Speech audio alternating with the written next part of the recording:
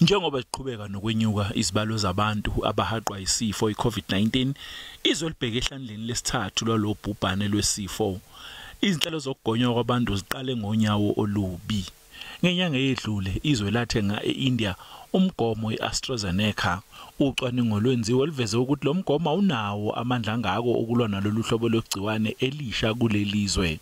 Manje umnyango wezeMpilo usunqume ukusebenzisa umgomo okhiqizwe iJohnson&Johnson oningi lawo elikhiqizwe inkampani yezemithi iAspen.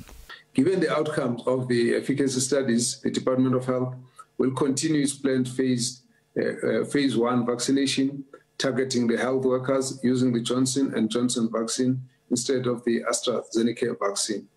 Njengoba leli gciwane liguquguquka nje kuvela nezinto ezintsha ngalo, umnyango wezeMpilo uxhumana namanye amazwe kanye nabakhiqizi bemishanguzo ukuze kutholakale eminye imigomo.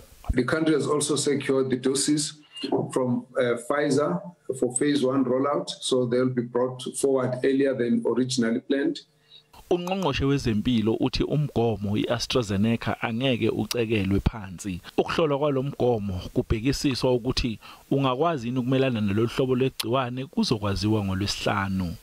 Kusenjalo ungqongqoshe wezeMpilo utshele iPhalamende ukuthi uhulumeni ukhathazekile ngehlandla lesithathu lobhubhane lwesifo iCovid-19 njengoba izwe likuthola kunzima ukuthi lisabalaliswe imigomo ezweni. Ekhuluma nekomiti lezeMpilo ePhalamende, ungqongqoshe wezeMpilo uthi iconsi elilodwa lomgomo iJohnson&Johnson libonakala lizokwenza omkhulu umsebenzi ekunqandeni ukubhebhetheka kwalesifo. We are now sitting at a crisis point, Minister. We are going to go into the third wave. I don't think anybody doubts that. And we need to know, and I'm talking about the bridging stock that you've asked for. We have nothing to suggest that we can stop a third wave, and we are concerned that it may actually be one of the challenges we'll have to face going forward. And so all we are trying to do is do as much as possible to reduce the risk of our people getting infected with the third wave. Ungqongqoshe wezeMpilo usenxuse abantu ukuthi bathobele imigomo yezeMpilo ukuze kuxegiswe umthelela wehlandla lesithathu le lockdown.